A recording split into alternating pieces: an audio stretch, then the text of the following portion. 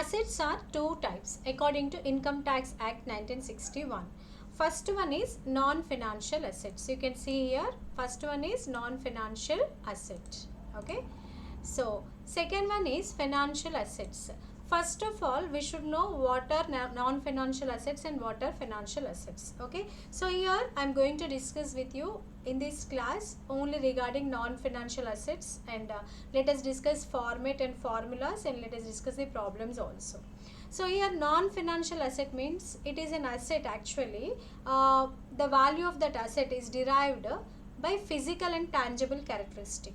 Okay, so what are the examples of that? Land, buildings, plant and machinery, equipment, jewelry.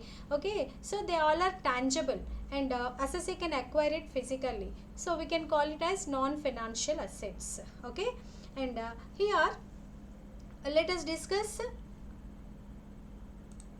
the rules for non-financial assets. Okay, so here non-financial assets are nothing but, for example, they are land and buildings, plant and machinery, equipment, jewelry.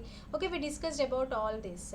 So if you find any asset like this, you have to treat it as non-financial asset, and we have to know whether it is a long-term capital gain or short-term capital gain, because from the income tax point of view, you should determine one capital gain as a long term or short term for tax purpose. Okay, if it is long term capital gain, tax is different, flat rate will be applicable. If it is short term capital gain, slab rates will be applicable. That is why it is our duty to determine whether that capital gain is a long term capital gain or short term capital gain. Okay, first of all, we should see what kind of asset the assessee is selling, whether it is non-financial assets or financial assets. Non-financial assets means land and buildings, plant and machinery, equipment, jewelry, like this. Okay, physical, he is going to acquire it physically, and they are tangible. Okay, and financial assets we will discuss later. Financial assets are nothing but those are having liquidity like shares. Okay, so those are financial assets actually. And let us coming to discussion of non-financial assets. So under that, we have to determine whether it is if assessee is selling that non-financial assets, he will get capital gain. Okay, we have to determine whether that capital gain is a short-term capital gain or long-term capital gain. That is very important for tax purpose. Okay, then how to determine whether that capital gain is long-term or short-term capital gain? Let us discuss that. So coming to non-financial assets.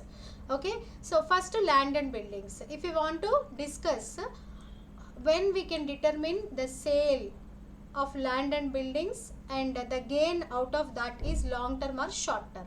Okay, so if assessee is selling land and buildings, and he gets some gain. Okay, he gets some capital gain out of that sale of land and buildings. We have to determine whether that is a short term capital gain or long term capital gain. How to determine for land and buildings whether that gain is a long term or short term capital gain? Okay, so I will read the point, you can see here.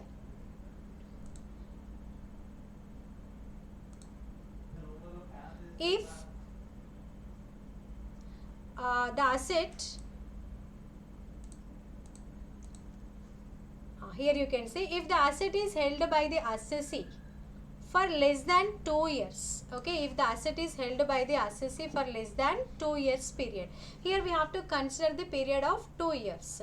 Okay, if assessee purchased that asset and selling that within the period of 2 years, then we have to call that asset as short term capital asset. And if that asset is sold by the assessee, then if he gets any capital gain, we have to treat it as a short term capital gain. If the assessee the asset is held by the assessee for less than 2 years period, we have to treat it as a short term capital gain. This is in case of land and buildings. Hope this is clear for everyone. Okay, here you can see, I will read. If the assessee is held by the assessee for less than 2 years and sold off. Okay, so assessee is purchasing and selling that asset within the period of 2 years. Okay, which kind of asset that is? Non-financial asset, but what type of asset? Land and buildings. Okay, and the gain out of that sale is called a short-term capital gain. Okay, hope this is clear. And next, if the asset is held by the assessee for more than 2 years, which kind of asset? land and buildings. Okay, if the asset means here land and buildings. If land and buildings are held by assessee for more than 2 years and he is selling that, okay, then we have to call that gain as a long term capital gain. Hope this is clear for everyone. In case of land and buildings, we have to determine whether that land and buildings capital gain is short term or long term. How to determine? Take 2 years time period. If the asset is held by the assessee for less than 2 years period, then we have to call it as a short term capital gain. If the asset is held by the assessee for more than 2 years and then he is selling it off, then we have to call that asset as a long term capital asset, and that gain is called a long term capital gain. Okay, for land and buildings 2 years period should be taken. And under non-financial assets other than land and buildings, there are so many other assets. So for remaining other assets, what is the rule to determine whether that is a short term capital gain or long term capital gain? We have to consider 3 years period, students. Okay, so if the assessee is if that asset is held by the assessee for less than 3 years period, then we have to call it as short term capital gain. If those assets are held by the assessee for more than 3 years period, then that gain is known as long term capital gain. Okay, so here we are discussing about non-financial assets. Non-financial assets means that will be acquired by the assessee physically, and next those are tangible assets. Okay, and what are they? Land and buildings, plant and machinery, equipment, jewelry, like that. All those are tangible and physically assessee can acquire it. So under that, to determine whether that is a short term capital gain or long term capital gain for tax purpose, first we have to classify those non-financial assets into 2 categories, land and buildings and remaining other assets. For land and buildings, 2 years period should be taken into account to determine short term or long term. For other assets, 3 years period should be taken into account. Okay, so then we can determine whether that is a short term or long term. So for land and buildings, if the asset is held by the assessee for less than 2 years period, it is treated as short term capital gain. If the asset is held by the assessee for more than 2 years period, that is known as long term capital gain. Okay, and in case of other assets, if assessee is purchasing and selling that asset for less than 2 years period, means that asset is held by the assessee for less than 3 years period. Okay, 3 years for other assets. So then we can call that as a short term capital gain. If the asset is held by the assessee for more than 3 years period and he is selling it now, then we have to treat it as a long term capital gain. Okay, this 3 years period is for other assets, 2 years period is for land and buildings. Hope this is clear. Okay, so after determining whether that is a long term capital gain or short term capital gain, then we have to proceed this next one. We have to follow this next one, that is format for income from capital gains. If you want to calculate income from capital gains, what is a format that we should follow? For short term as well as for long term, same format. Okay, for all the assets, same format. But first of all, our duty is to determine short term asset, whether that asset is short term asset or long term asset. Why? You will come to know regarding that also. Let us discuss this. So always format particulars amount. You have to draw columns of particulars amount, students. Okay, so on the top you should give the heading. What heading? Computation of income from capital gains of Mr. So there you have to write the name of that person for the assessment year 2024 and 25. Okay, so this is a heading that you should give, students, always. Next you should draw 2 columns, particulars and amount columns. So always first item is consideration received. Consideration received is the first item. Then what is consideration received? Consideration received means selling price of the asset. If assessee sells the asset, he will get some amount. Okay, sale price. That selling price is known as consideration received. So that will be available. That amount will be available in the question. You collect that and record here in the place of consideration received. Okay. So next one. we should deduct next one. Next item is less selling expenses or transfer expenses. So we have to deduct one item. What is that item? Selling expenses or transfer expenses. We can also call selling expenses as a transfer expenses. This should be deducted from consideration received. Okay, and that amount will be available in the question. We will take it and we can deduct it from the previous value, from consideration received. Then we will get one value. Okay, that should be named. What name we should give? We should name it as net consideration. Okay, that is known as net consideration. If we deduct selling expenses from the consideration received value, we are going to get one value that is known as net consideration. From that, we should deduct cost of acquisition or indexed cost of acquisition. Any one we are going to deduct. Okay, so we may deduct either cost of acquisition or indexed cost of acquisition. Any one we are going to deduct it. Okay, so when we deduct the cost of acquisition, if our asset is a short term capital asset, we are going to deduct the cost of acquisition. Cost of acquisition means original cost of the asset. Okay, cost of acquisition means for acquiring, for purchasing that asset, what is the amount that asset is spent, that is known as original cost of the asset. That is called as cost of acquisition. Okay, so when we are going to deduct the cost of acquisition, if our asset is a short term capital asset, okay, that is why it is very important to determine whether that is a short term capital asset or long term capital asset. I said no previously that we will come to know why we should determine whether the asset is short term or long term asset, because here we are going to deduct either cost of acquisition or indexed cost of acquisition. If our asset is a short term capital asset, we will deduct cost of acquisition, and if our asset is a long term capital asset, we deduct indexed cost of acquisition. Okay, so that is why it is very important and part of us to determine whether our asset is a long term asset or short term asset. So how do you determine? If it is a land and buildings, 2 years period should be taken into account, and if it is other asset, then we are going to take 3 years period. Hope this is clear. And next, so we take either cost of acquisition or indexed cost of acquisition, we record in the amount column. And next, how we get the indexed cost of acquisition, that may be doubt. Okay, for the students, will they give in the question? Cost of acquisition means original cost of the asset, that definitely will be given in the question. Then indexed cost of acquisition means what?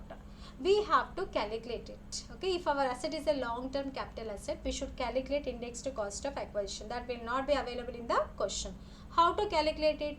I will show you formulas for that. There are some few formulas and we are going to discuss that also, and I will tell you that also. Okay, and here after calculating indexed cost of acquisition, we will record in the amount column, and that should be deducted from the net consideration, and we get another value. Okay, so we will get another value, no need of giving any name for that. And next, after that, less what? Less indexed cost of improvement. So what is this indexed cost of improvement? If suppose for our asset any additions are made by the assessee, then we have to calculate indexed cost of improvement if our asset is a long term asset. If our asset is a short term asset, then if additions are there, then what we have to deduct here? Cost of improvement. Remember this point. Okay, we may deduct either indexed cost of improvement or cost of improvement. That will be given in the question. Okay, what will be given for making additions? The expenses will be given. Okay, cost of improvement will be given. If it is our asset, we take same value. If our asset is a short term asset, we take same value here, cost of improvement. Okay, because we deduct a cost of improvement. If our asset is a long term asset, then we are going to deduct here indexed cost of improvement. Okay, and we should calculate that also. There is formula for that, I will tell you that also. And next, we will put the amount in the amount column, then we have to deduct that from the previous value, then we get one value. Okay, so after that, less deductions under section 54. So here, in case of income from capital gains, some deductions will be given by income tax department. So that is under section 54. Okay, if our assessee is going to get or eligible to get any deductions under section 54, we have to give it here.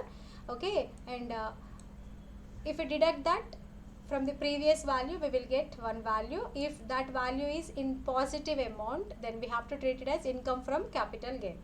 If that is negative amount, okay, then we have to treat it as loss from capital, loss, okay, it is not income, it is loss from capital gain. Okay, so we are going to this is a format, students. Hope everyone understood. In case of any doubts, you mention in the comment section. I will explain those, and I will clarify your doubts also. So this is a format that you should follow for calculation of income from capital gains. Okay, so for all assets, for all financial assets, for non-financial assets, same format. But here for non-financial assets, if our asset is a short term or long term asset, depending upon that we are going to deduct cost of acquisition or indexed cost of acquisition here. Okay, and improvement also, if it is a long term asset, we are going to deduct indexed cost of improvement. If it is a short term asset, if additions are there, we are going to deduct cost of improvement. Okay, so this is a format for calculation of capital gains for all assets. Hope this is clear. And I have to show you how to calculate indexed cost of acquisition. I said that I will tell you how to calculate it. There are some formulas. Okay, you should know that. So I will show the formulas also for calculation of indexed cost of improvement. So there are some other formulas also are there, but here these are two important formulas for doing few problems, and let us discuss what are those two. First one is model 1. What is this model 1 here? Actually, model 1 is what? So we have to take the time period of 1-4-2001 students. Okay, for calculation of indexed cost of acquisition, you have to consider the time period of 1-4-2001, April 1st, 2001. Okay, so when the asset is purchased before 1-4-2001 or after 1-4-2001, that is very, very important. If the asset is purchased before 1-4-2001, then we have to follow the first formula. Okay, model 1 formula. If the asset is purchased after 1-4-2001, we are going to consider the model 2 formula for calculation of indexed cost of acquisition. Okay, hope this is clear. Okay, so for calculation of indexed cost of acquisition, we are going to take two formulas, but which formula is suitable for our problem? We have to check the date of purchase. Okay, whether that purchasing date is falling before 1-4-2001, then take first formula. If the asset is purchased after 1-4-2001, you have to take the second formula, model 2 formula. Okay, I will show you here model 1. I will read it, you can see that. If the asset is purchased by the assessee before 1-4-2001, then you take model 1 formula for calculation of indexed cost of acquisition. What is that? Indexed cost of acquisition. Indexed cost of acquisition is equal to original cost of the asset or FMV of the asset on 1-4-2001 month. That is 2001, 1-4-2001. Okay. So here you see, in the first place we are going to take original cost of the asset and FMV also. FMV means fair market value of the asset on which date? On 1-4-2001. That will be given in the question. So we should see those two and we should select the highest one. Whichever is higher, that should be selected. Suppose I will tell you the I will give you one example. First, original cost of the asset is 50,000. FMV is 60,000. Which is highest one? 60,000. So we should take 60,000 in that place. We have to select it. Okay. So you will come to know while discussing problems. Here in this place 50,000. Original cost is 50,000 for example. Original cost of the asset is 50,000 and FMV is 60,000. Which is highest one? 60,000 is the highest one. So we are going to take in this particular place 60,000 into previous year index. Previous year index that will be given in the question. Okay, you can take that. And next divided by 100. Okay, that is the first formula. So we take that first formula when if the asset is purchased before 1-4-2001. And next, if the asset is purchased after 1-4-2001, then we are going to take model 2 formula. What is that? Indexed cost of acquisition is equal to original cost of the asset into previous year index divided by index of the purchasing year. Okay, so this is simple formula. In the previous formula we have to select the highest one, but here no selection. Original cost of the asset, purchasing price of the asset, that will be given in the question, into previous year index, that also will be given in the question. Okay, divided by index of the purchasing year, so that also will be given in the question. So all will be available in the question. We have to just substitute the values and we will find out index to cost of acquisition. Okay, hope this is clear for everyone. Let us go and discuss one problem. But so here I will show you once clearly what I discussed with you till now. Okay, so after that we will go to another problem and solution.